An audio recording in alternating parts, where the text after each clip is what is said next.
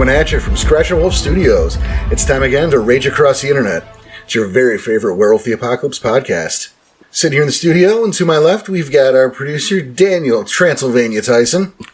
Hey, everyone. And, hey, look, he didn't have enough of us from last time. We've got our friend from Weaponized Ink, C. Grant Rose, here remotely. Grant, good to have you back. Hey, thank you for having me. Appreciate it. Oh, it's a pleasure. Yeah, thanks for coming back, Grant. Yep, how are you doing today? Doing good. Having fun thinking of werewolves and vampires and all that good stuff. Well, that's, who can't have fun talking about that stuff? Yeah, that's a good question. I don't have an answer for you. Well, thanks, Danny. Well, you're welcome. I don't know who can't have fun. How are you, buddy? I'm great. Thanks for asking. Okay. It's going to be one of those. Yeah, it is. All right, no, here we are. We're back. We're all together again and again. Grant here for the second week in a row, and that's without precedent, isn't it? I believe so, isn't it? It's like the back-to-back guest. I don't think we've done that before. Yes, we have. Well, thanks for elaborating. Danny's being helpful today. Chris. Everyone's Chris. What are you talking everyone's about? Chris, son of a bitch. Game store owner Chris. Shit, you're right. Actually, he did it twice. He went back-to-back twice. Well, that was some inside baseball shit right there. That's some old stuff. That was back in single digits. So this is a new era. But yeah, we are back. And I guess before we get to that, it's time for our take care of some of that business. Yep, just a little bit. And first of all, hey, the store, thank you for those orders, you guys. Oh my god. Holy shit. We're pretty happy with the response there. Yeah, check out the store. There's always some cool stuff there. More stuff coming down the pipeline. Yes, not this week, but probably next. Oh yeah. I know there's some cool stuff on deck we don't want to spoil, but the store will be there, and it's now free shipping, and wow. that's everywhere. Yeah. It's a tweak we had to make, but, bonus free shipping. And hopefully, as we're going on by the time this airs, we'll have some posts on our Facebook group. People showing off some of that merch. Yeah. I know there's I started a post showing off the mug and the shirt. And that's, if you bought something, go to that group. Share the love. Show everybody what you picked up. Yeah, we'd love to see it. Love to see you sharing out. Share the love. It's all right. We'd love to do that. It's a great way to show off what you have. It's a great way to show the people the stuff we have to offer, to see, look, there's the quality in hand. There it is. It's real. It's real. It's one thing to see, like, the mock-up of it, and another thing to see, like, that mug. That mug is awesome. With a picture of someone holding the mug. Right? It's just 15 ounce, beautiful. Oh my god, that cup is the coolest. Yes. But we've got that, and that's... Coffee just tastes better out of an RAI mug. That is scientifically proven, perhaps. Perhaps. Perhaps not. But you can't prove it's not true. Yeah. Can't prove it's not true. So, good luck. But that's one I would definitely jump on. There's some other cool stuff in there, too. Yes. And we've got some other stuff we're looking to do. And I'll even let the cat out of that bag. We are looking, thanks to suggestions from our Discord, we're looking to get our own RAA dice. Oh, I'm excited. Yeah. We're still looking. It's not happening yet. We're trying. It's going to be like a limited edition kind of thing? Yeah, kind of like a pre-order, we're going to do this once. Yeah. Kind of thing, but we're looking at it. But yeah, free shipping in the store. Most of the items. I mean, there's some that are only USA, unfortunately. I know there's an item coming out we can't ship to Canada. No, the shipping specifically to Canada is like $50. That's ridiculous. So, I'm not... No, I get it. Yeah, we just can't do that. But, yeah, check it out. In the meantime, keep those likes coming on. Keep those reviews coming on. Keep those, 5 stars. Show us the love. Help us get into other people's ear holes. Danny, why did you write that? I did not. I can't believe you handed me that copy. That's wrong. Don't you dare put it on me. Don't you dare put that on me. Yeah, everybody knows we don't script. All right. Check out the website. Get on the forums. On those forums, the link to our Discord. Yes. Join the Discord. Hang out with us. Yeah, come hang out with us. Hang out with Grant. Grant's in the Discord all the time. Yep. That was awesome. Yeah. Thanks for hanging out with us. Pretty often. Which is awesome, because then we can flip back and forth between our own and Weaponized Ink Discord. I do that sometimes, yeah. Oh, constantly. It's good conversations all around. It's true. And hey, when you get that link to the Discord, you can also get the 10% off discount code. That's true. That's right up in our main chat assembly area, pinned right up there. For everyone to see. Only for Discord members. Yep. And the Discord is free. All you have to do is come to our site, join the forums, yeah. And the only reason we make you do that... So you can see the forums. Exactly, because we got stuff there I think you'd be interested in. We want you to see it. So, we're tricking you into being part of our forums. Ha. Not really a trick anymore. So a bunch of Shadow Lords over here. Well, just participate, damn you. That's all we want. Thanks, Grant. Be part of the community. But all right, that's enough of that. That's enough business, yeah. Yeah, we have something to talk about today, I guess. Well, it's an episode that I knew we were going to do from Jump Street, but I was waiting for the right time. Yeah. And it never came. It took like 65 episodes to do it. Well, I know we wanted someone who could talk from the other side of the conversation. Right, someone well-versed in the information. And we couldn't get anybody. But Grant's here. Yeah. And Grant knows his shit. Yeah, that's true. Grant, I appreciate it. Why don't you walk us a bit through your credentials on that, so people know that you know what the fuck you're talking about? Sure, no problem. So, professionally, I'm an analyst. However, I've been playing World of Darkness stuff for about 25 years. For a long, long time, since first edition Vampire. I have a pretty extensive physical collection, all the way up of all the main splats. Been running a Chronicle now, for 15 to 18 years. Holy I'm hell. also working on a lot of Storyteller Vault stuff and done a lot of collaboration and edits of some real popular books. Been behind the scenes for a long time, but just now started, about the past year or so, started actually writing myself and pushing stuff out. Excellent. And do you have specific vampire experience in the writings, correct? Absolutely. Right now, I'm writing the book for Vampire 20th edition, specifically focused more towards the Dark Ages edition rule set mechanics for Enoch by Night, which is the first city that was started by Cain. And for the werewolf listeners, there is going to be some definite interest in that because it bridges the gap between the end of the Savage Age and then the Dark Ages as it starts coming about. The Savage Age, I've heard about that. I don't know. You've heard of it, huh? Just once or twice. It's crazy.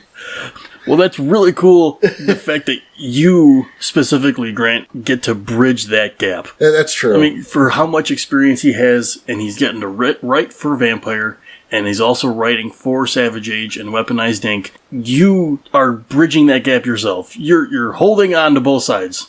Yeah, I mean, I think that's one of the reasons why Chris really reached out to me to start looking at some of his Savage Age stuff, because he knew I was writing Enoch by Night, and most of my experience has been centralized on Vampire itself. So it made a perfect fit, for me to reach out and actually branch out into that and start looking at it from the werewolf perspective as well. So it's definitely been fun, and it's been quite interesting to start layering in some of the lore without compromising the vision of the lore itself. Because looking at the world from V20 perspective is drastically different from Werewolf 20. And while I think there's plenty of room out there for Dracula players, and plenty of room for the Savage Age. Oh my God! Oh yeah.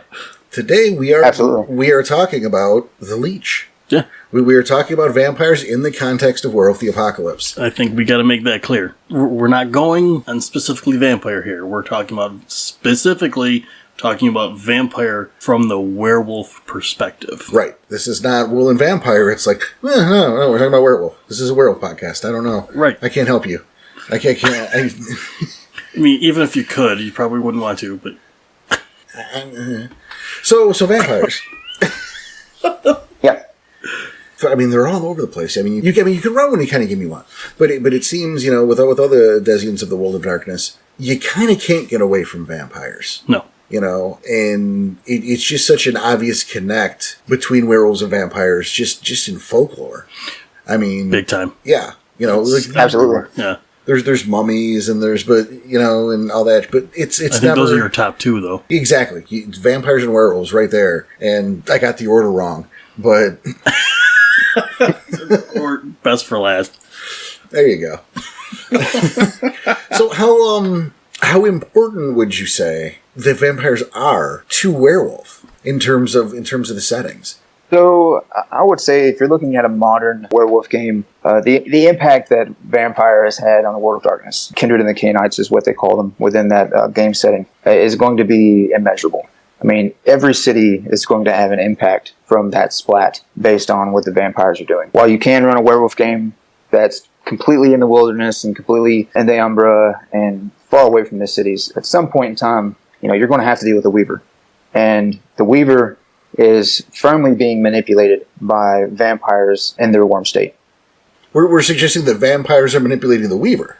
Absolutely. They're the ones that write the narrative. They're the ones that control the cities, the political structure, the social stratus, through second and third order of impacts of what they're doing and their own contestants against each other, their own contests against each other, Yeah, they definitely changed the lay of the land. All the politics in all of the world, in the world of darkness, is manipulated in one form or fashion by a Cainite, by a descendant of Cain. Oh, okay. I mistook your meaning there.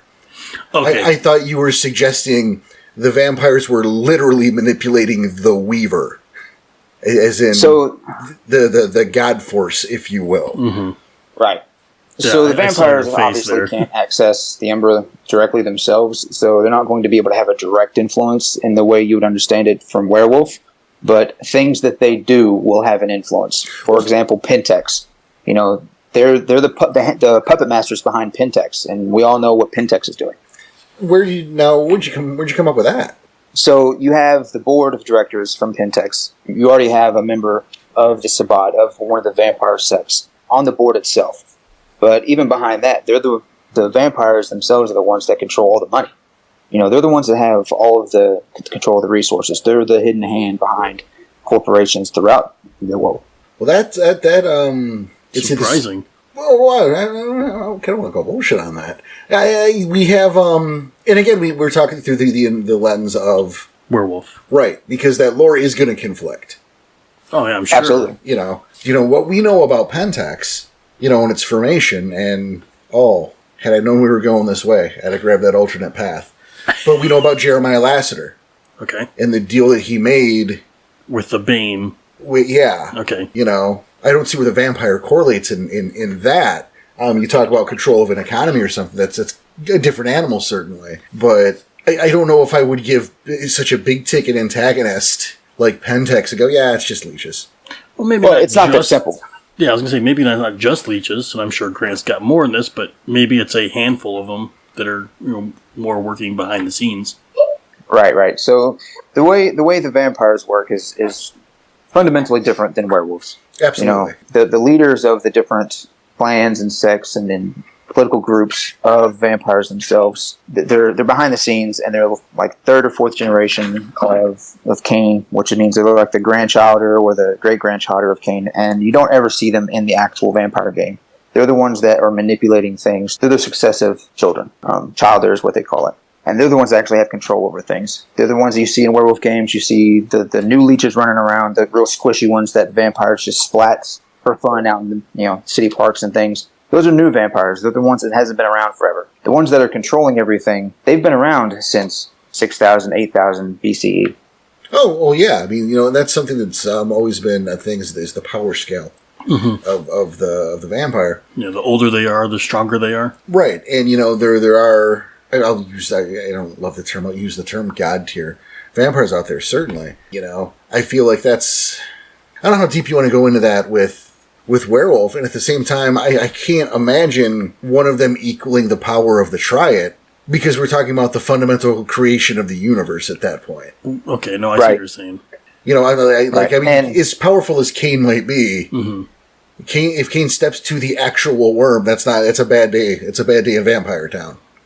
So there's actually a story in the Silver Record where that actually occurred. The worm encountered Cain, and who, as you said, is a god-tier entity. And the worm actually ate Cain, and Cain basically carved his way out of the worm and walked off, completely unharmed. Danny's done that. The werewolf... What's that? Danny's done that.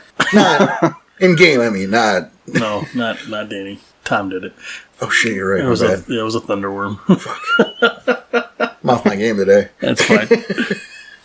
Little props to Tom. So, you were saying... That's actually the mythology that werewolf has for the vampires, and their origin is that is where it come from, that the curse of vampirism come from that first man that was eaten by the worm that lived. Oh, I see. I didn't know that. That's kind of cool. I mean, that is pretty cool. Immortality being a gift and a curse kind of thing. Which brings us to that Weaver versus Worm debate that people love so much. And some people think I invented for some strange reason. So they have it right there in the lore. It's right there in the Silver Record. You know, the tale of the bloody man. If the man is given vampirism by ingesting the blood and viscera of the worm, then he's definitively of the worm.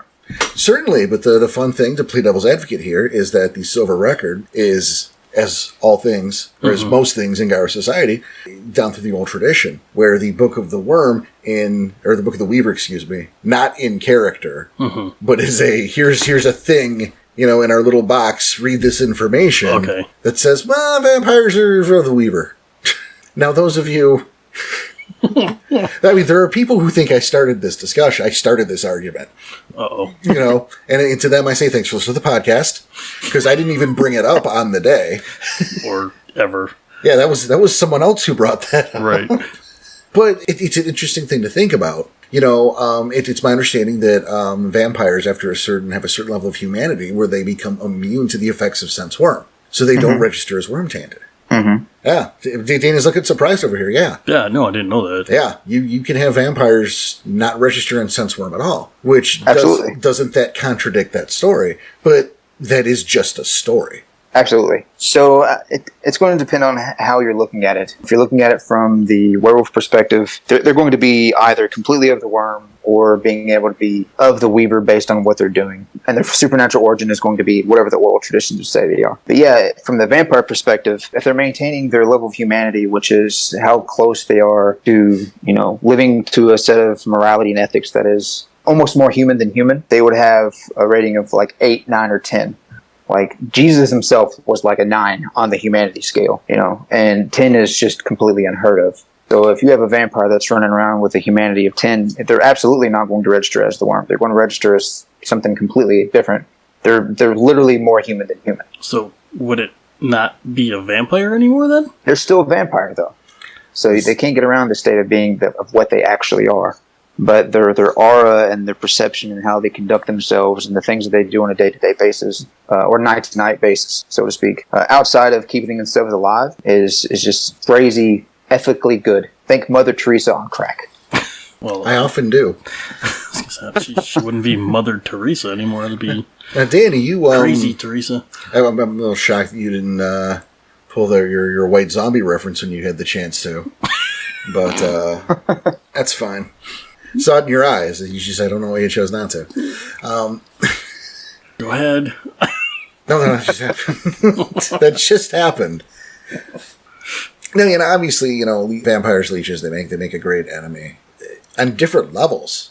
Right. For Garou, and I think that's great because of their age, the difference in age and the diversity, and the fact that they're everywhere. Right. They make fantastic antagonists, but do we look at them as allies as well? I mean, there is that place for that enemy of my enemy is my friend. There, you have that room for the informant that you're manipulating that maybe you're not really manipulating.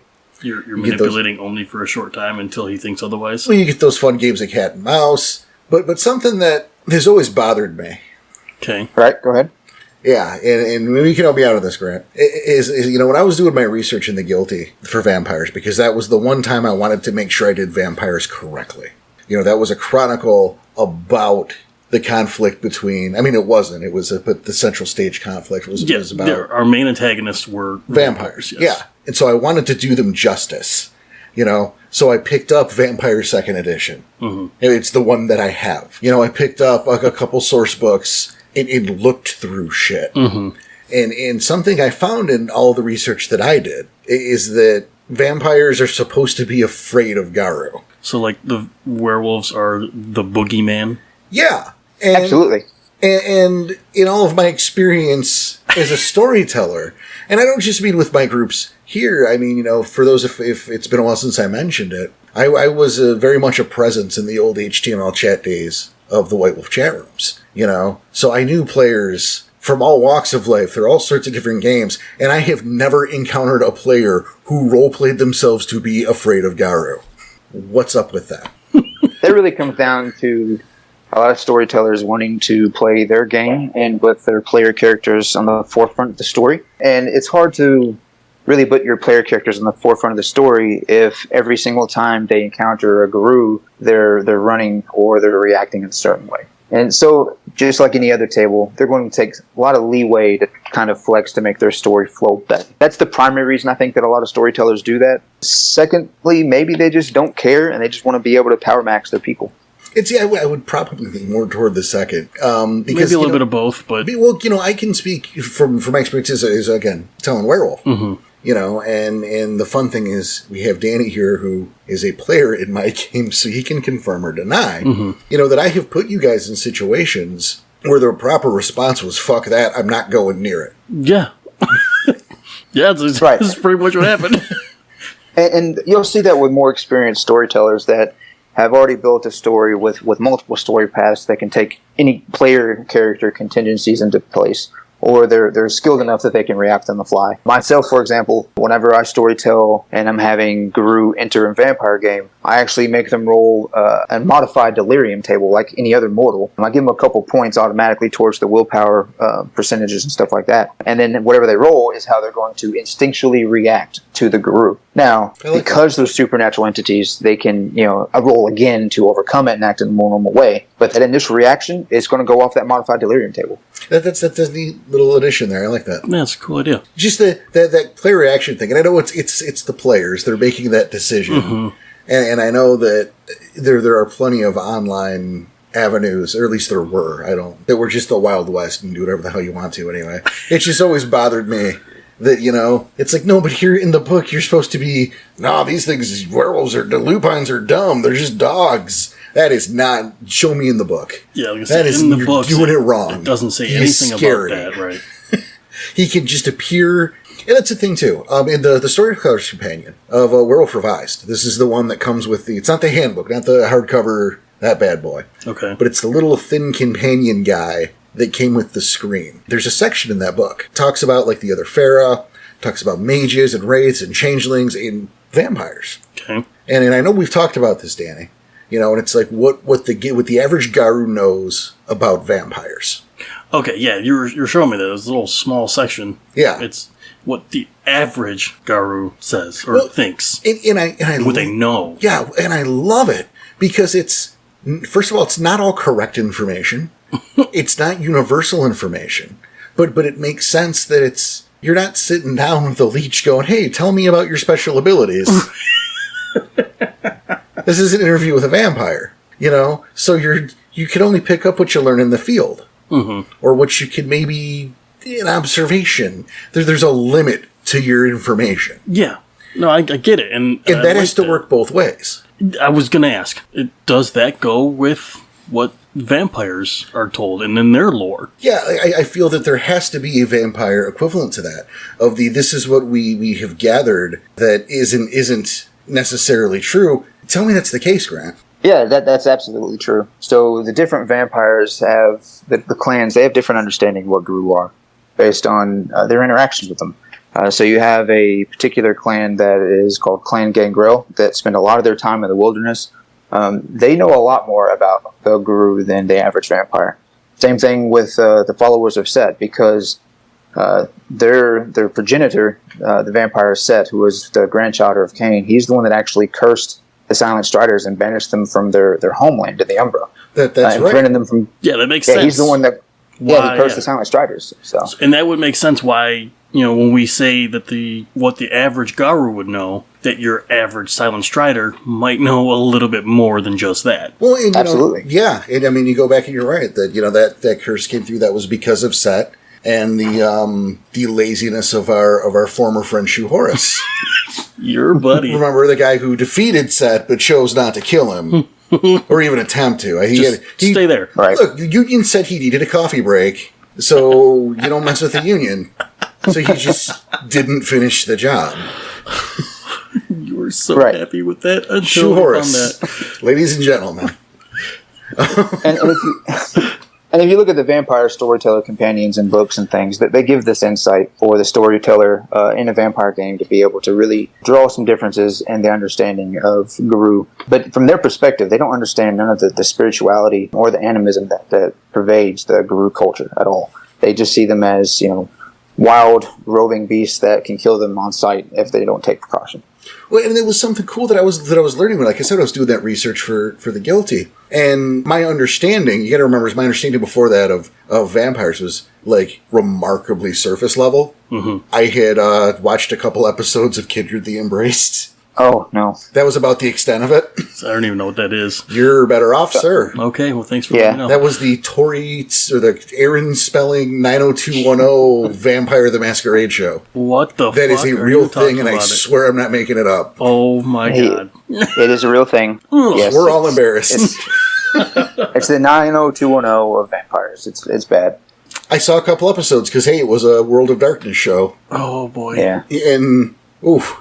But there was my bare bones understanding, and then, of course, my interactions with people, like, the old White Wolf chats, where no one was afraid of werewolves ever.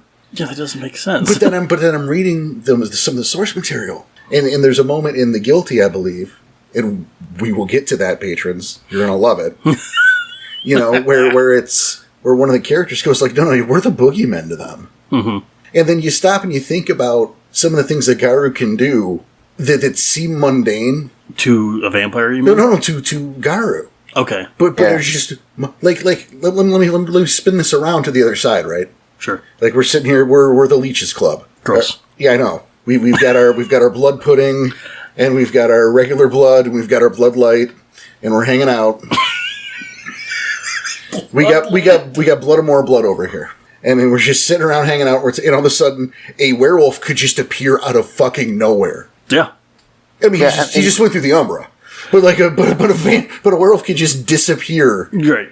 Because vanish and show up somewhere else. Because your average vampire wouldn't even know what the Umbra even is. if you take out the Umbra aspect of it and look at how werewolves were portrayed in Vampire First Edition, which that was when they were really portrayed as the penultimate boogeyman, right? And they didn't have any of the Umbra shifting powers and anything else like that. Actually, Chris Gunning did write a book on that's in the Storyteller Vault that succinctly details the werewolves in the vampire setting back then that way. But they're just roving machines of death that can heal, almost any injury that a new vampire can inflict upon them. So for, the average player character is going to be, the equivalent of a rank 1 werewolf, but in vampire form. So it's just like 13th generation, really weak.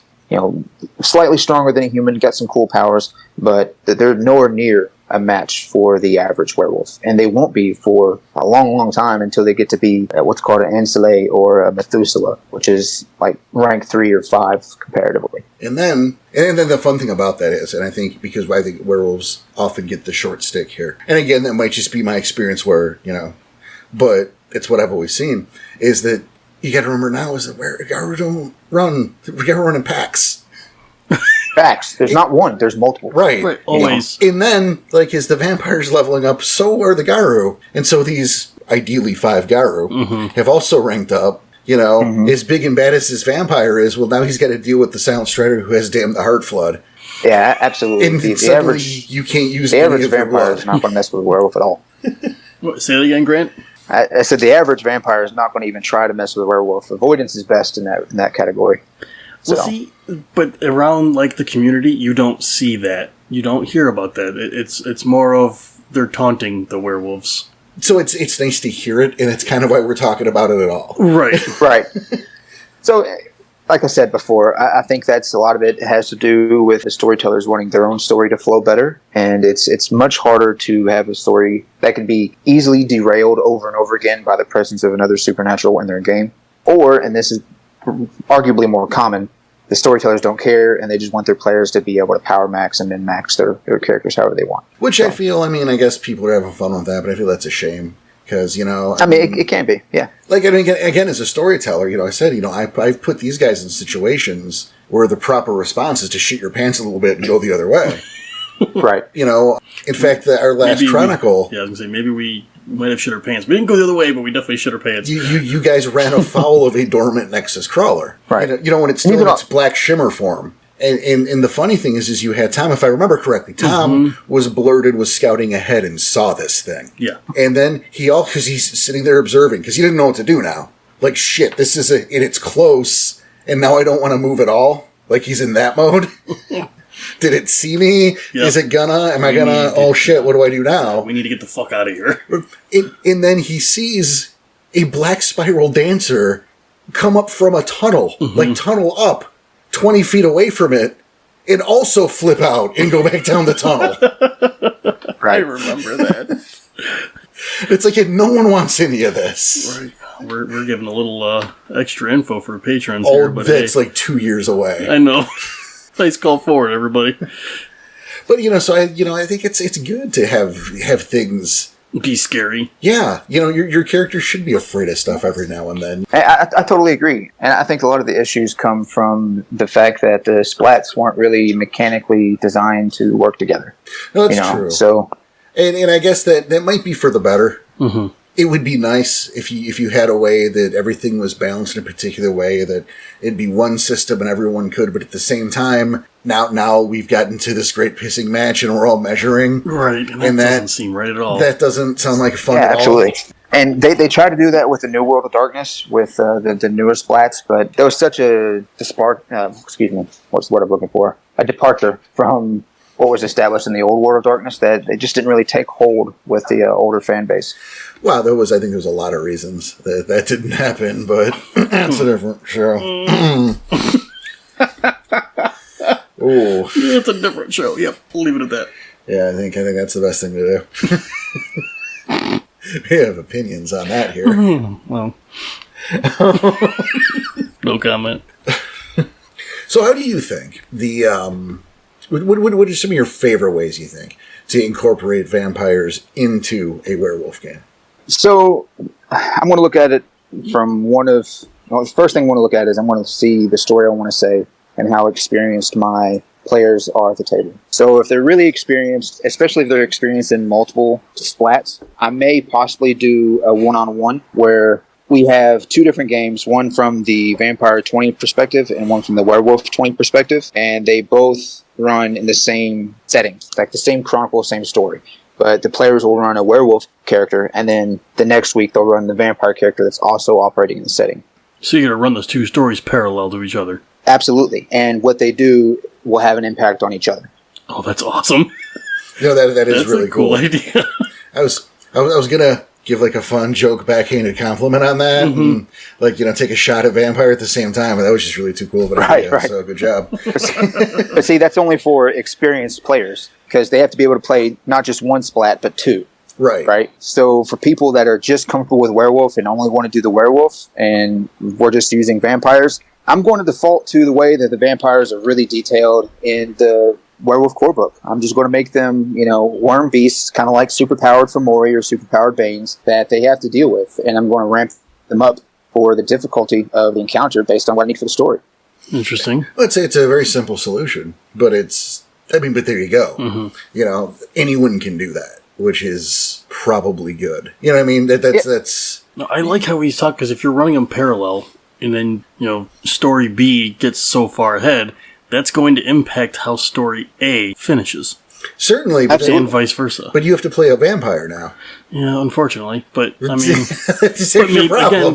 Again, that will be my problem. Yes, but again, yours, if he's talking specifically. about... Yes, I know. We mean specifically you. Yes, I know. Because, there are plenty of people who play multiples, and for those few, that's a great idea. And that's kind of my point there, is if he's playing it with people who are playing multiple games... Yeah. And who are well-versed in both these styles. Do that. Yeah. Do what Grant told you to. Do it because Grant said so. Do what Grant said because he said it. Alternatively, if you have a storyteller that's buddy of yours that's running Vampire, you two can run your games in the same setting and then just coordinate in between sessions. Say, what did your people do? This is what my people do. And then the PCs of one game are NPCs in the other, and vice versa. Also good stuff. Cool. Definitely. I can see that happening. So, I mean, it's what you want to do with it, honestly. No, I mean, I agree. We look back to the Guilty, which again is ongoing for our patrons. Mm-hmm. They actually just got part 3 of the Guilty today. Mm-hmm. So congratulations, guys. I can't wait to bug you about that later tonight.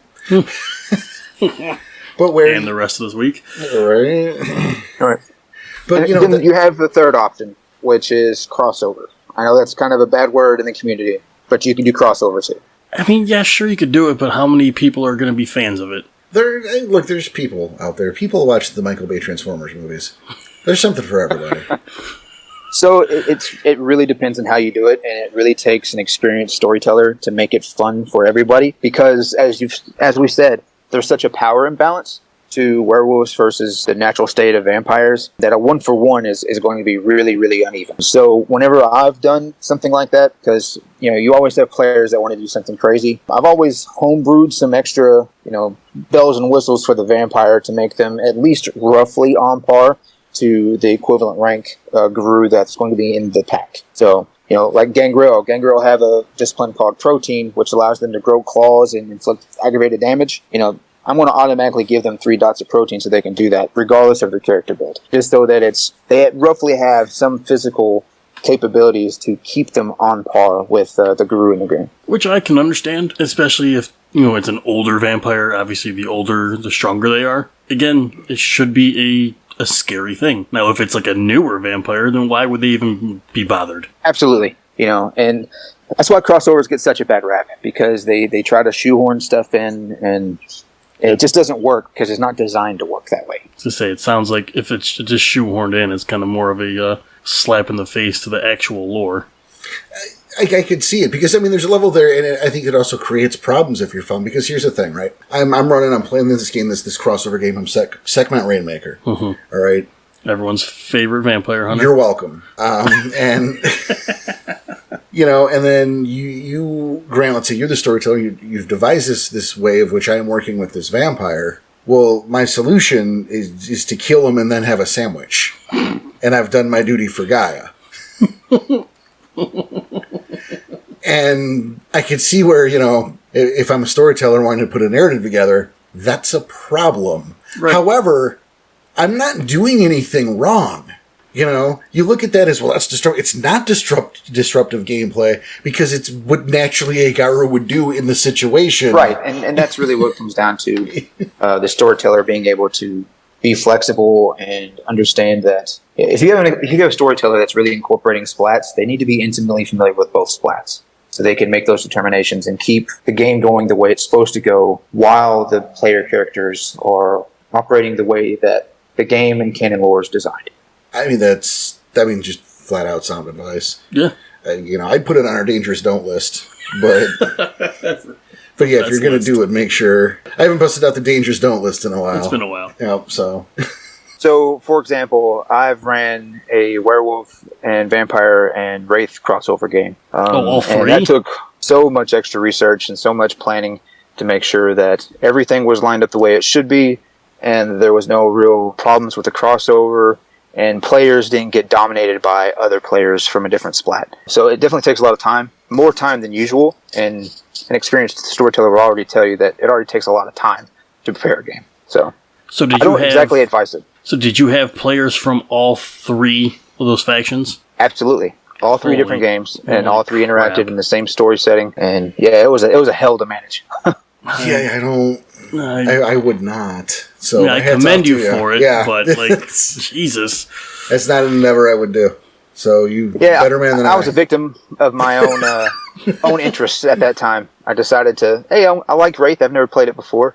How can I get my guys to play this game? Well, we already play Vampire, and this group wants to play Werewolf, so I'll just do it all in one time. Yeah, that was a stupid move on my part. Quick and painless. Yeah, that's the way. Man, that's... The more you learn. Yeah, right. Yeah, true. So let that be a lesson, some of you folks out there. Don't dangerous don't list. It's not worth it. It's not worth it.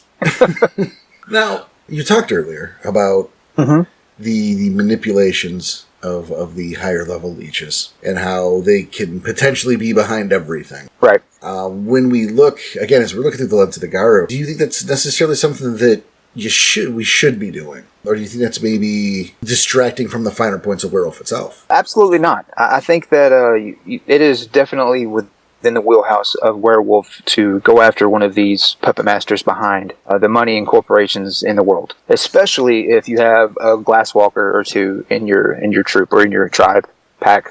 Sorry, getting my terms mixed up. So if you have a glasswalker that's in your game, it's definitely going to be right up their wheelhouse, because the leech that's over the city where they have a cairn in the city park, that's going to be their penultimate bad guy to go against, because maybe he is trying to do away with a park, which would wipe out the cairn, and there you go. So you already have your big bad guy right there, already located, easy to point at, and easy to try to figure out when it comes to being a storyteller and developing your story. And you don't feel this maybe shorts the other more werewolf-specific threats? Not necessarily. I mean, because you have so many different types of things that you can focus on in a werewolf game. As I said before, you can have a werewolf that's doing nothing, a werewolf game that's doing nothing but fighting against black spiral dancers the entire time. And then you can also have a game that they're going into the Umbra. They're doing all kinds of crazy quests in the Umbra. And you can have a Silent Strider game, which their entire point is trying to break the curse, which would also have some potential leeches involved in that game. So you can do whatever you want with it, with the game, in accordance with the lore. You don't have to do it all, though. You can pick one thing and run with it. You don't have to do everything in the lore. No, it's understandable, yeah. So, and I think a lot of storytellers get caught up on that they try to do too much instead of just writing a good story for their players. Because there is so much in the setting, in werewolf setting, and it's so layered and it's so rich and diverse that, you can go into tribal politics, or you can go into human versus wolf politics, you can go into kinfolk concerns, then you have Pentex, then you have all the crazy war going on in the Amazon, and then black spiral dancers, and then, you go into the tribe specific itself, Silver Fangs and their, genetic insanity, weaknesses and mental instabilities, and so there's just so much that storytellers often, they overwhelm themselves, they overwhelm their stories by trying to write a story that's too global instead of, to a point. No, I'm kind of inclined to agree. Something I decided to do at one point, or rather maybe decided not to do, so it was something I've noticed not only in gaming but in various forms of pop culture, is when you have a series of something, this need to keep upping the ante. And right. It's something that I feel is a terrible mistake, and it's a trap, is what it is. You're trapping yourself, right? Because now you always got to make that one guy, the bad guy, that much harder. Right, it becomes ridiculous really quick. Mm-hmm. If I look at something like 24. Oh, the TV show. Yeah, the old show with Kiefer. Uh-huh. Is an example of that, to where we got to stop the terrorist plot. Well, now we have to, it's season 2, so now we have to stop 2 terrorist plots. And it's season 3, and now the president's in space with C4 down his throat. Right. I mean, you're going to jump the shark eventually. Right. And then it's season 4, and the sun's mad at us. It's like, what are you talking about? I mean, there was a season of that show, and I remember because it was hilarious. Mm-hmm. Like, the guy had, this damaged heart. This was an ongoing thing. Okay. Because of, whatever superhero thing he did the previous season. But, now he had been undercover as a heroin addict for, 3 years, and then got over his withdrawals in 3 episodes. Wow. Perfectly. He got his 90-day chip in 3 hours. It was crazy. Good for him. It's like, what are you doing? And I remember that was something I sat down specifically with this group here, with Danny and Tom, mm-hmm. and I think Jessica at the time, and I said, look, we're not doing this thing where we're going to up the ante every time, because, again, the sun's mad at us. That's where we're going to end up. Yeah, what are you going to do? It's Chronicle 4, right. Punch the worm in the nose. No. And a lot of that's storyteller inexperience. Every storyteller's had it happen. They've had a story that's gotten out of hand, and then they lose control of it, and then some storytellers never play again because of it, or they never storytell again, or they sit back and they learn what went wrong. I hope it's that last one. Yeah, definitely. That's what we want for the community. Mm-hmm. I mean, we talk about ring the bell, and remember, it's good enough, it's not good enough. Push yourself to do better. And if you were wrong the first time, now you know what not to do the next time. Exactly. You learn from it, you move on. But yeah, I think that's a huge mistake. And again, it doesn't just happen in role playing. No. 20, I mentioned 24. How many, and I know there's plenty of people out there, how many animes is that the plot of? Is it, they fought the bad guy, then they fought the bad guy's boss, and the bad guy's boss, and then they fought God, and then Super God. Yeah, it's crazy. Yeah. It's like, what are you talking about? Oh, yeah, we did that early on episodes with Supernatural. Yeah, Supernatural's another great one. They fight a demon. And that was the big enemy, was a demon, one. And then the next season was a few demons. And then, the end of the fourth season, they killed the devil. Yep. And then at the 15th, they're punching God. Right. Right. What are you going to do at that point? Exactly. Yeah, you can't go any further. And they're talking about doing a revival like a reunion. Well, that show's been off the air for 20 minutes, so of course. Can we let anything breathe anymore? No. I mean, I love Supernatural. It was such fun to watch, or some of them at least. Yeah, at a certain point, it's just like, really? Are you really going to go there? All right, whatever. Yep. And then when they do, and then they continue to go on farther, then what? Yeah. And then they surprise to square you again. the circle, the way I'm writing Cain in Enoch by Night is nothing like Cain in Supernatural. Just so everyone knows. All right, well, now we know. So, do you want to tell us how you are writing him, then? Pretty close to the lore. There's some bangs and whistles in there to make him more pertinent because he's not just a normal vampire, he's the first vampire, and he had a lot of experience in the interim before he created other vampires with the other supernatural denizens of World of Darkness. You know, like every splat has some type of myth that describes Cain in one form or fashion. And so a lot of those stories are going to be coming from his travels, which I'm going to hint on, but that's not the focus of the book. So Interesting. And you said that was Enoch by Night? that is Enoch by Night, yeah. Okay. Now, if you're bringing that up, do you bring Abel up at all? Yes, to the point. I'm just curious. that, I'm just curious at that point, because obviously with the story of Cain and Abel... I just assumed he was dead and that was his part of the story. I mean... So, I mean, that is pretty much the major significant action for Vampire is that Cain killed Abel. You know, full stop. That's what matters. Okay. But to the World of Darkness as a whole, the killing of Abel had all kinds of crazy things that happened throughout that reverberated in other splats. So if you're looking at it from everywhere. the demon perspective, that's the one that caused the Holy War to finally become lethal. From the Wraith perspective, Abel actually became a Wraith that's detailed in Orpheus, which is like the post into Vampires of a Wraith. And so there's a lot more to it that I'm going to put a little sidebar for to explain. But for Vampire, the fact that Cain killed him, that's what matters. see, I fucking knew it.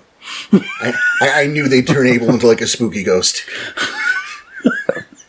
They do it well, and Of course it's they canon. did. You just have to read Orpheus to find out.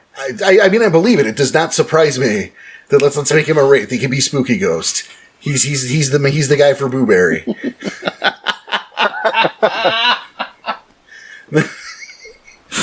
No, this. I'm not sorry. I think you would be. You son of a bitch. Now, this actually brings us to just the trickiest of subjects. Okay. In a can of worms that I'm apparently opening for some dumbass reason. Well, we have a show to do, that's why. I'm choosing for us to go here. You know, one of the things, because we've talked about, these games weren't necessarily made to work together mechanically, but the World of Darkness is one thing. Mm-hmm. Absolutely. And I appreciate how deep each game, even if I don't know a lot about a game, I know that they do it because I know that's how White Wolf would do business. Okay. And they have these deep lores for these mythologies for creation. I knew a guy, we used to get into an argument. He was a mage guy. We used to get in discussions about how Werewolf was right and his mythology was stupid. Of course. Right? Those might not have been the exact words, but close enough. Yeah, close enough. Of course. It's not even I'm right. It's just you're wrong. I don't care if I'm That's wrong. a stance you could take. But I would point out that the Garou have the ability to speak to the spirits. Mm-hmm. That theoretically, right, you could go, "Hey Gaia, what happened?" and get an answer. Now, hypothetically, sure. and I'm sticking with the term that's not. It's also on the dangerous don't list. Yeah. Don't try to summon an avatar of Gaia and go, "Hey, what happened last Tuesday?" Don't do it. But theoretically, mm-hmm. you have access to spirits who were there. Yeah. And, theoretically, right? And then you have something like Vampire, which is so deeply tied to the Judeo-Christian mythology. But Gaia was first. Because they were on a planet? I see where you're going with this. You see, yeah? So how do you link that shit together? So there's multiple ways that they've done it. There's multiple perspectives. That they've taken the fractured cosmology perspective where at the beginning of creation, God did whatever. And then because of the events that happened after, like during Lilith and Adam and Eve and all that, Lucifer and God conflict, that it actually fractured the cosmos into multiple layers of reality. Or, conversely, that made multiple layers of reality come together, which is the way the world of darkness is typically looked at it. So before, back in the day, you actually had 5 or 6 different types of realities for each splat, and then because of this traumatic supernatural event, they were kind of ham-jammed together. That's one way to look at it. And then another way you can also look at it is draw the parallels between, the concepts in the Judeo-Christian religion with the animistic concepts that is conveyed in Werewolf. Which is, there's an argument to be said that God is neither male nor female. So what's to say that God is not Gaia? And there's a point there. I mean, I believe that there was a section, I want to say, World of Rage, but I think we all know how famously I confuse that with Storyteller's Guide. No, World of Rage and Rage Across the World. Oh, because how dare you name them so damn similar? That I cannot tell those books apart. So one of those, I'll be looking at them, and I still won't know that. No, it's not true. But I think it was in that, and I might even have the wrong book. Mm-hmm. But it spoke about the idea of the Catholic priest, Bonar, I believe he was, who was trying to integrate the two mythologies. Really? Yeah. See, I didn't even know that. Well, read either A World of Rage or Rage Across the World. Or another book. Or another book entirely. It's somewhere in there. Books, check them out. Yeah, all of them. Until you find it. We're just going to scoot past that subject now. The authors at White Wolf have at various times tried to reconcile the conflicts and the overall concepts and meta plot. Sometimes they've done it decently, sometimes they've sucked at it. It's up to the individual storyteller to decide what's best for their game and to throw out the stuff that doesn't mean anything to them. It's your table. Oh, definitely. That's the best way to do it, and it's just... It always fascinated me that there are all the different mythologies and how, you could make the arguments, and just like you did here, you can make the arguments where they're all linked together this way, or you can look at it like this way, or you can go, well, because of this, so that it invalidates these 3 things. And it's not normally a subject I love to get into, because people... Theology's deep. Yeah, and people can get touchy, because it's like, I'm not talking about your religion, I'm talking about the fictional universe over here. Right. Mm-hmm. So I don't want to go any Talking deeper. About the way it's identified in the world of darkness, which is totally different from real religion. Right. This is we're talking about fiction. We're talking about vampires and werewolves, for Christ's sake. Right. See that there? Yep. Everyone calm down. I mean, that's about as far as I want to get into that, though, because it's... Yeah, it's you don't want to go too far. Yeah, But I do think it's interesting, and I think in some places it can make a really good debate, or maybe not a debate. Okay. A discussion. Yes, because those are much better. Right. We've talked about that difference before, and maybe it's been a while, like for a debate these days, that's... People get offended. Well, it's not even that. A debate, it's pseudo-intellectual blood sport. No, I'm serious. You have 2 sides get together, right? Uh-huh. Let's say for the sake of argument, it's you and I, werewolf versus vampire, cosmology, whatever, right? And so there's going to be the people who like me, not are like me, but just like me, or what I have to say, or just don't like vampire, and they're on my side. Right. And then you have the people who, adore you, or what you have to say, or just don't like werewolf, and they're on your side. And the people who support you are going to agree with everything you have to say. And the people who support me are going to agree with everything I have to say. Yep. No one's going to listen to each other. Everyone's going to yell and walk away thinking they're the winner because their supporters are just supporting them blindly no matter what. Sounds like something else in this world, but yeah. Where a discussion is about understanding the other person better. Agreed. And understanding another point of view. There's not a winner because it's not a fucking competition. Right. It's just, it's discussing maybe... I have some information that you don't, and I'm letting you know about it. Or I feel this way, but again, the point isn't to try to convince the other person of anything. The goal is to try to understand that person, the other person, better, and where he is coming from better. Right. The goals there are completely different. I won't debate anybody. I'll just walk away. That's a waste of my time. I'll have a discussion all day long. Right. It depends if I can get someone's goat. If I've got underneath someone's skin, I'll let it ride until that truck wrecks. Just because it's hilarious to watch.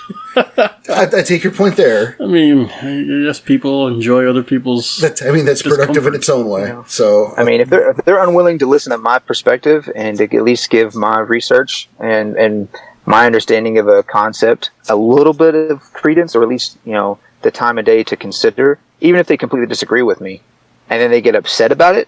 Oh, that's just open game. I just, what can I do to really make you mad? What can I really say to get you going? see, I can definitely appreciate that. I can definitely see that. I just, and at the table, that's one of the ways I'm going to get my jollies as a storyteller. Is I've got this player that's playing his character in a way that is whatever, and they're not listening to reasons. So I'm just going to, go with as much as I want to go with. Well, as a storyteller, you have that, right? I mean, it's your story, it's not theirs.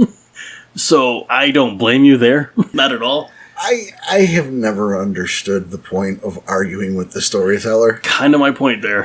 Because I'll ask for something, and you'll say no, and I won't bother asking again. Why argue? It's not my story. Well, Right.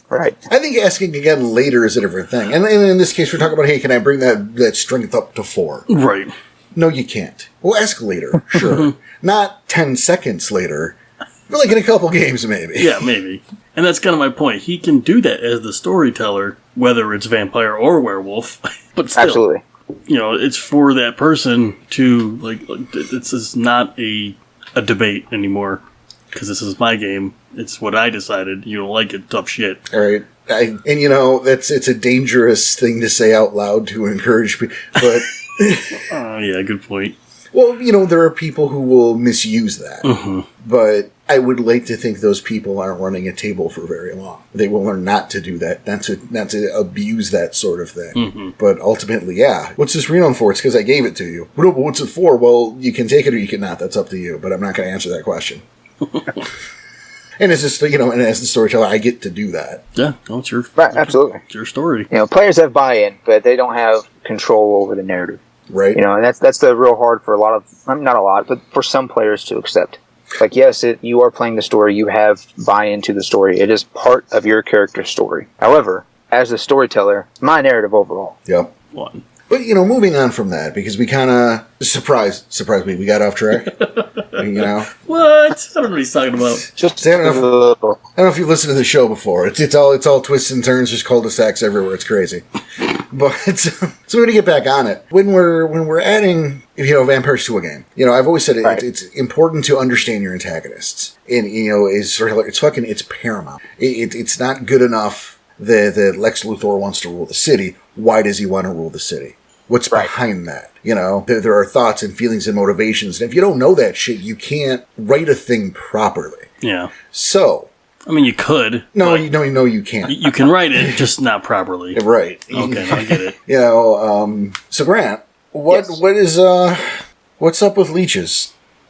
What is what's a motivating factor? If you're going to make them more dynamic than just, Bane boogeymen that your pack has to deal with, you're definitely going to have to go into why the vampires are doing whatever. They have 2 main sects, 3 if you want to go into the minutia of the different clans of vampires. One sect is focused on, staying hidden from humanity, as well as consolidating power and manipulating situations to get ascendancy over their rivals, right? And those are the ones that run the big cities. Those are the ones that you think of stereotypically in a vampire game, the ones that do all the politics and all that stuff, and the city building and manipulation and all that type of stuff. They're the ones that you would see on the average, vampire show, or like Kindred the Embraced, as Porter mentioned, which is still a horrible show. Yeah.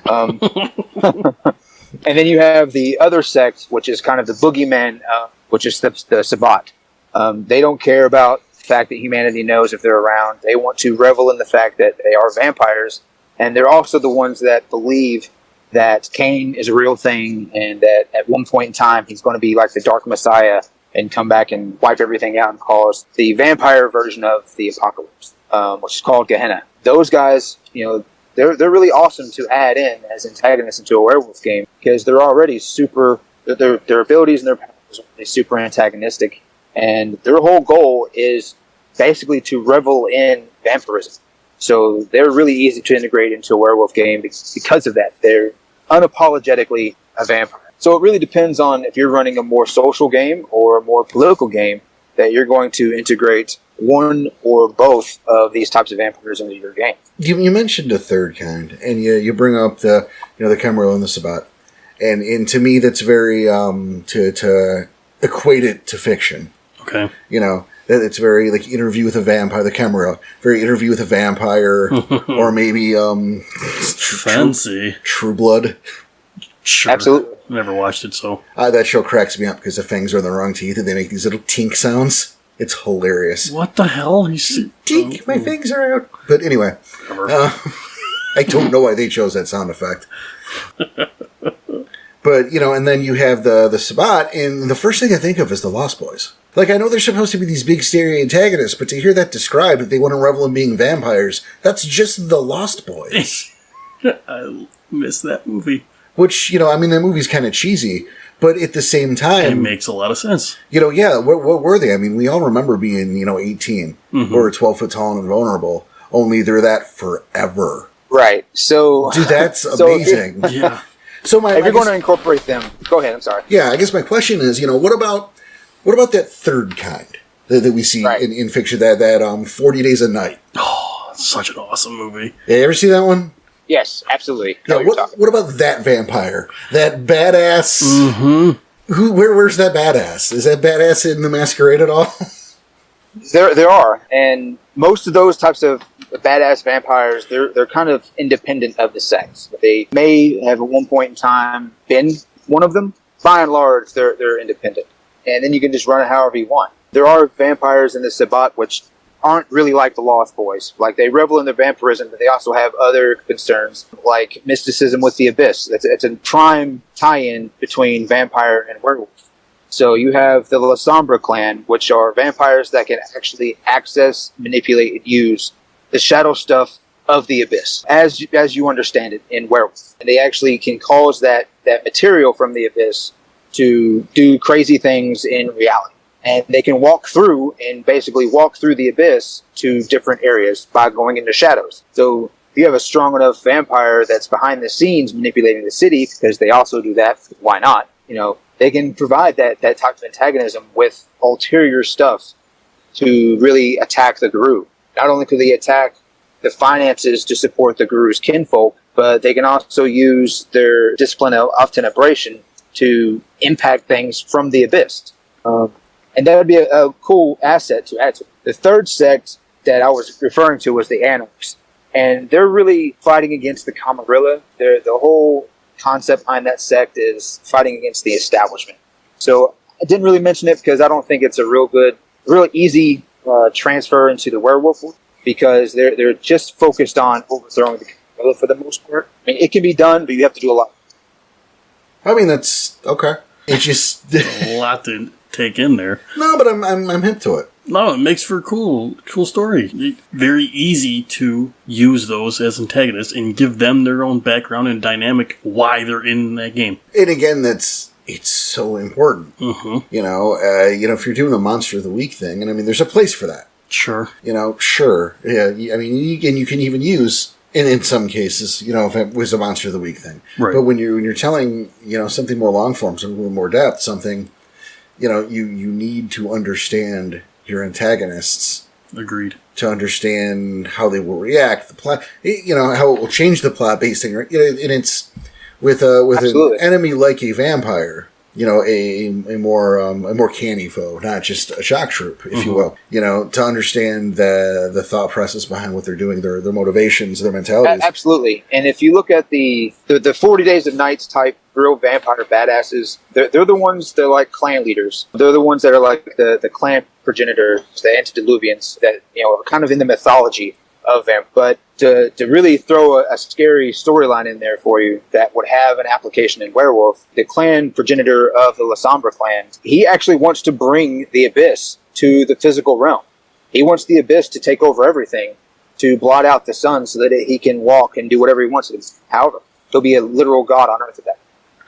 So he's so the Night Master. I was gonna say, so the Night Master's a vampire now? I guess yeah. He's been a vampire. The Night Master does Lambada. Holy shit. That's kind of cool. He's not going to bite on that, huh? That's fine. So yeah, I mean, you can really take it far. You have another line, the SYBS, which they're all about becoming not just transhuman, but trans vampire. That they're trying to actually become something completely different, and they actually have the ability to manipulate flesh, bone. They can change someone's appearance by touching them, almost like they're made of clay. So you can have some really scary stuff that those vampires can do, and they're part of the SYBS. So you can really go far off of the whole Lost Boys trope that is immediately assumed of the SYBS. Hey, first of all, the Lost Boys thing was a compliment. Second of all, that's not that impressive. Garou and Kronos could do that just fine.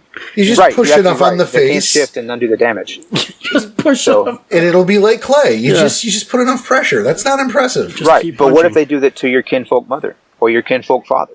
I guess my kinfolk parents. That's weird.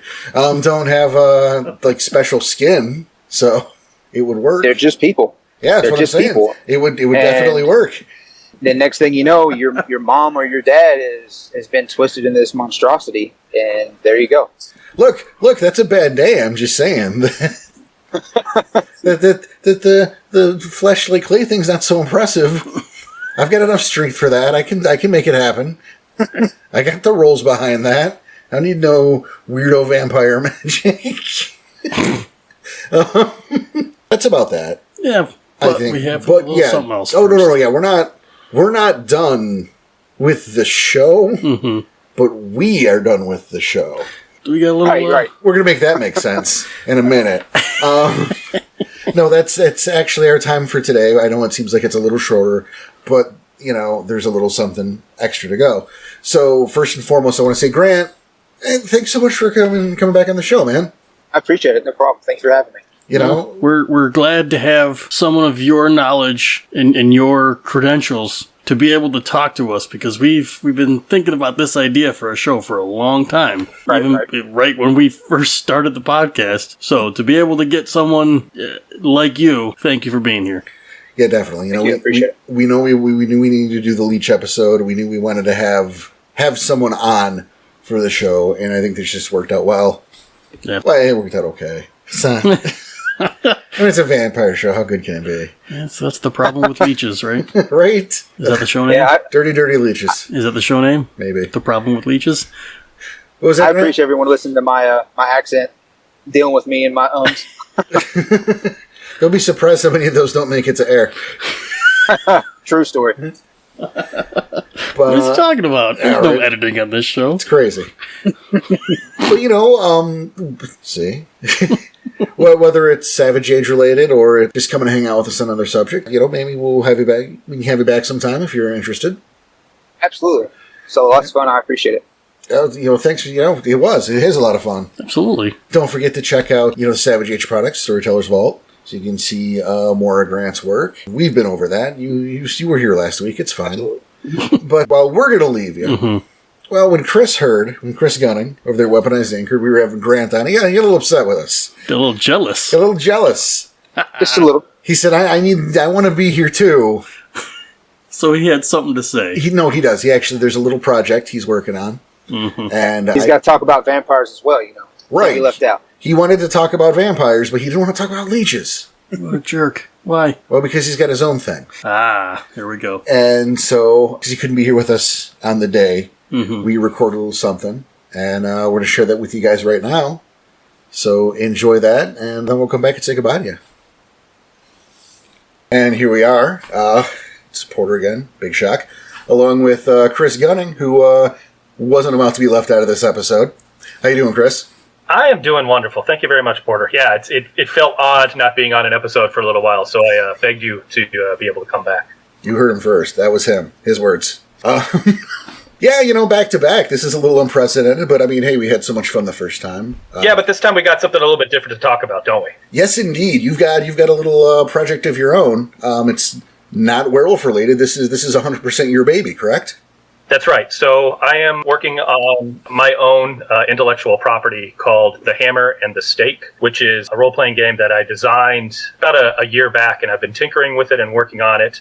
I shared it out with some friends, and they have encouraged me to put it up on Kickstarter. And so I've been doing a lot of research, working with contacts in mind in the role-playing game community, and making sure that I'm coming to this from an honest position. When we launch this Kickstarter for The Hammer and the Stake, I can look any of the backers that are willing to put money forward onto this Kickstarter. I can virtually look every one of you in the eye and make sure that you know that I am dedicated to bring it to publish. So The Hammer and the Stake is a game about fighting werewolves in 1920s era Hungary. And it is as gonzo and bonkers as that sounds. It's been this great fusion of historical research and exploring what vampirism and werewolves actually, and what the occult looked like around the turn of the century, the last century, and putting it all together into a role-playing game that is designed mechanically to encourage the players to all be engaged in every single role and it be cooperating with each other, so that there's no sense of, well, I'm just going to roll my dice and it doesn't really impact a whole lot of other people. I'm trying to get it to a point where when the dice roll, everybody is looking at the outcome because everybody has a stake in the results of how those dice fall. Now that's quite a bit. That sounds pretty interesting. We love werewolves here, obviously, and we have a relationship with vampires. And, I'm a big lover of red meat. So that's, Hammer and Stake already sounds great. Now tell me, you said werewolves, but, Hammer and Stake, obviously, that brings vampires to mind. Which is really at the forefront here?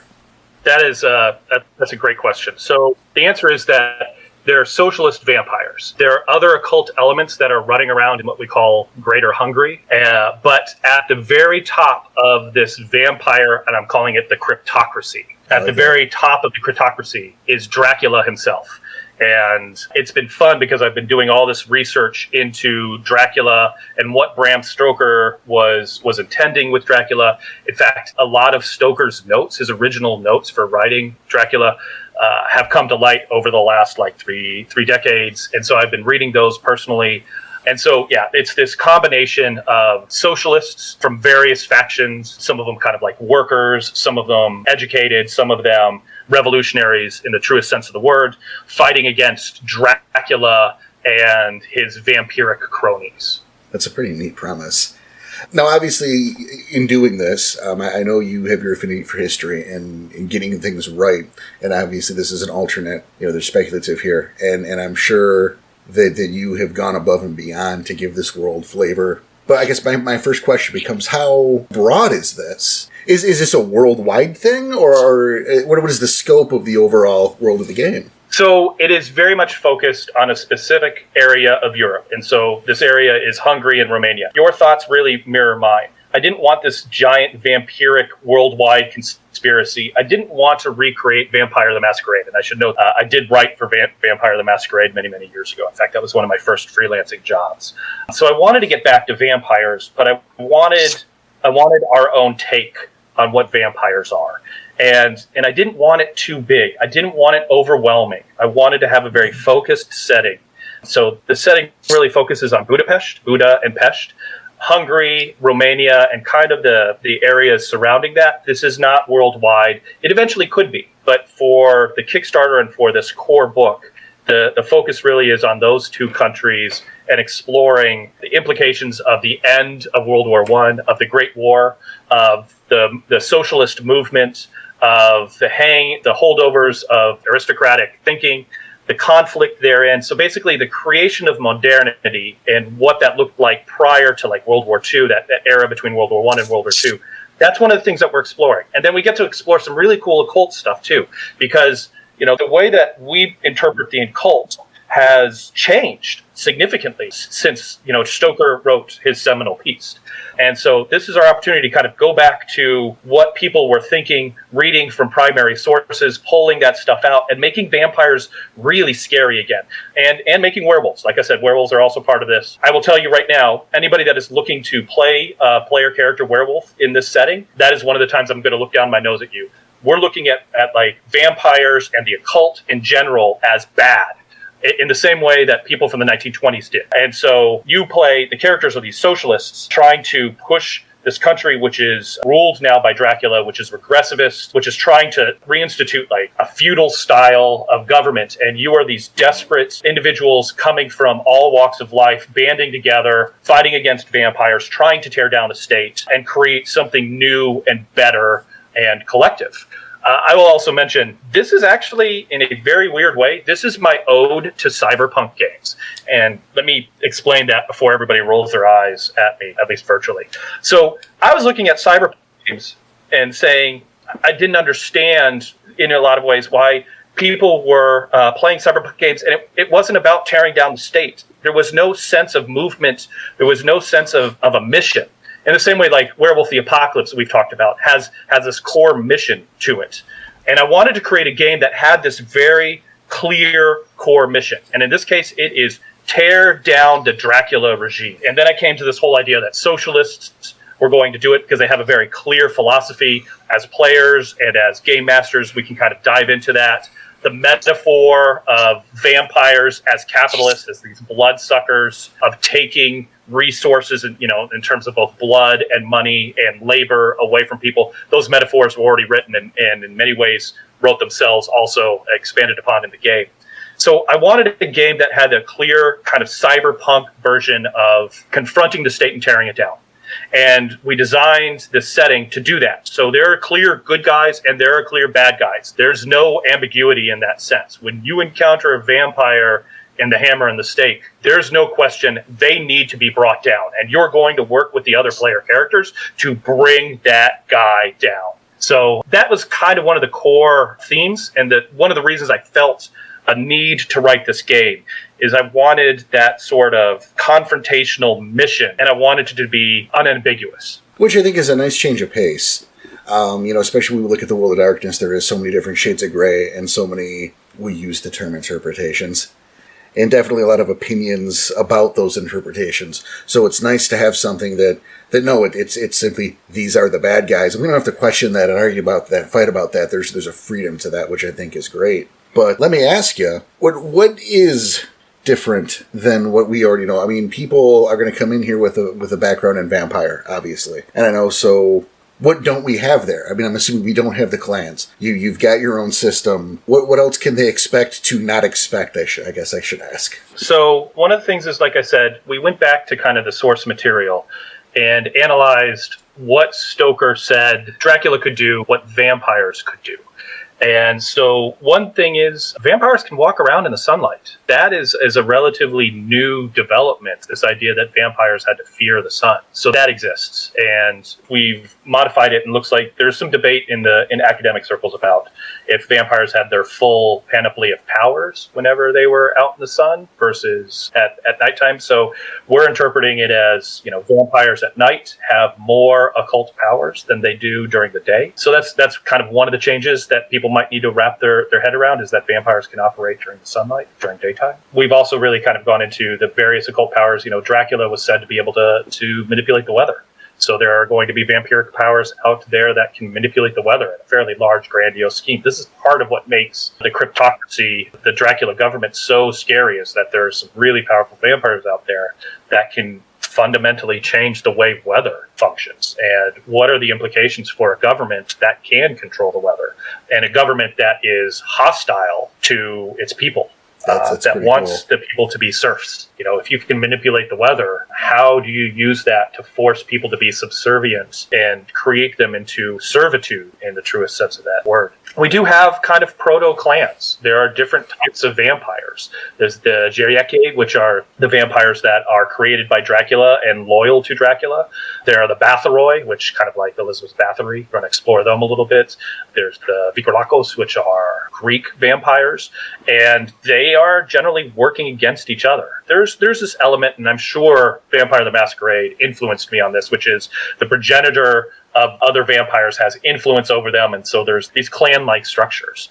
It's unintentional on my part, but I guarantee that if I look back at my thinking, there's going to be that influence there. Well, it's hard not to do that. I mean, the same way that you can't really look at Masquerade without talking about, say, Anne Rice. I mean, those influences are just going to be there, but this is clearly something that's uniquely your own. And there's a lot of heart behind this. I mean, we can hear you talk, the passion about it. And we know your work from Savage Age. So we know that this isn't a half-assed job. So let me ask you. You're dropping the Kickstarter. What is included with this Kickstarter? So we are going to produce a limited run book. I want this game to exist as more than a PDF, and that's why I'm turning to Kickstarter, and that's why I'm going to be asking people to put their faith in me and put their money into the Kickstarter. The Kickstarter starts on June 2nd. We're going to be asking for about $12,000. We're doing a bunch of research on how much it's going to cost to produce a book, how much it's going to be to get those books to people. As you probably well know, shipping and mailing right now is very much in flux. Oh, yeah. Right. So I've been talking to a number of different companies that have been successfully getting role-playing books out to people. I've settled on one through Son of Oak, which is City of Mist, who have been really, really helpful in me, advising me. They've been basically serving as an advisor on how to get this done because they believe in the setting as well. So what you get is you'll either get the PDF at the lowest levels. You'll get the physical book at about $40. Right now we're planning on softback. If it goes well enough, we will certainly consider hardback. I will say, though, there's a part of me that actually wants it to end up as softback. I kind of want it to be this like tattered book. I want to build a book that the more it is loved, that if it gets creases in the covers or the pages, that actually makes it better, that makes it feel more authentic. I want to create a book, a physical book that is a prop for the setting. So one of the factions in our game in Hammer and Stake are the literati, which are these like rebellious educators and academics who are running secret printing presses in Greater Hungary, in illegal printing presses. And I want one of these books to feel like something along those lines, that it's well loved potentially. And so there's a part of me that thinks that maybe softcover is the best way to go. I will interact, though, with the people that are backing Hammer and Stake to make sure that the decisions I make in terms of production reflect what people want. And that's really, really important to me. We've got a 10,000 word adventure already worked up and ready to go. So you'll get, if you back at higher levels, you'll not only get the core book with all the setting and all the mechanics, pre-generated characters, NPCs, all that stuff in the core book, you're also going to potentially get a 10,000 word introductory adventure that's going to be able to dive you right into things. And then we've got a whole series of stretch goals, of course, because it's Kickstarter, we're going to have stretch goals. Absolutely. That are about exploring, right there. It's about exploring Greater Hungary. We've got a supplement that's teed up on the werewolves, the Farstenjammer. We've got a stretch goal that's going to be about exploring the other types of vampires. We've got a stretch goal that's going to go deep into the Dracula government. So, you know, if you're familiar with White Wolf and you're familiar with Vampire the Masquerade or Werewolf the Apocalypse, then these will feel very similar, right? If we're going to this stretch goal about getting into the Dracula government, it's going to be a little bit like getting into the Camarilla, right? A Camarilla book or something along those lines. It'll be a deep dive into that stuff. And there's a whole lot of this setting I'm hoping to explore. But this Kickstarter is my way of verifying that my vision and my excitement for this setting translates over to other people. And ultimately, if it doesn't fund, so be it. But if it does fund well, we've got a lot of really cool and very exciting stuff. And I'll tell you, there's been a number of people that have come across the Quick Start. The Quick Start's already up on a drive-through, and it's $2. It's pretty simple. It's 52 pages already. It's a pretty big document. You can dive into the mechanics. Now, see, I want to ask, because I remember you released that bit on drive-through. We showed that through our Facebook. What's the difference between that and what you're talking? I mean, is that book going to be inside the Kickstarted softcover? In a lot of ways, yes. So the Quick Start right now has been my way of exploring and making sure that the mechanics that I have run, and that I've written, that I've run, and that I've play tested translate to other people. You know, it's one thing when I sit down at a table, either virtually or in real life, and run a game because I built the system. So the Quick Start was designed to hand to people that I don't have necessarily any influence over, to see if they can sit down and run the system successfully as well. And the answer is yes. There have been some rough parts, and that's why the Quick Start existed. It was originally about 25 pages long. It's now 52 pages long because there were requests from people for additional details, more examples, different types of mechanics. And so I've put that in there, and these have served as my stress test to make sure that this system is as good as it should be. It's also got some setting in there. It talks about Budapest. It talks about Greater Hungary. But Kickstarter book is going to be a much bigger book. You don't get a lot of setting in the Quick Start. It's called the Worker's Primer. there's not a whole lot of setting. I think it's only about 5 pages total. For us to be able to dive into the setting, into the different types of vampires that are floating around in Greater Hungary, to explore the powers that they have, to explore the factions that are part of the Carpathian Revolutionary Front, which is the socialists you will play part of. I like that. That's all going to come up in the core book. We're also going to include new rules for creating the groups to make sure that there's a sense of unity. In a lot of ways, the pack generation and the way that people come together as packs in Werewolf the Apocalypse is absolutely influencing my desire to bring players together in the Hammer and the Stake. So there's going to be a lot more content, and it's going to be, I think if you're interested in the setting at all, if you're interested in exploring like 1920s era vampires and socialists fighting against each other, the core book for the Kickstarter is absolutely the way to go. Well, all right. It sounds pretty fantastic. You know, I'm someone who loves a good alternate reality setting. I'm someone who obviously appreciates supernatural aspects. I like that this is a human-centric thing. It's a change of pace where I'm not, we're not doing werewolves. We're the humans. It all sounds great, and hopefully our audience here agrees. And so I want to remind you guys that this Kickstarter is going. It's live. It's now. You can get the link. Will be there in the description of the episode. It'll be there on our homepage. We'll be putting a post about it there too. You can find that link and click it and come on and support Chris with the Hammer and the Stake. Any final thoughts, sir?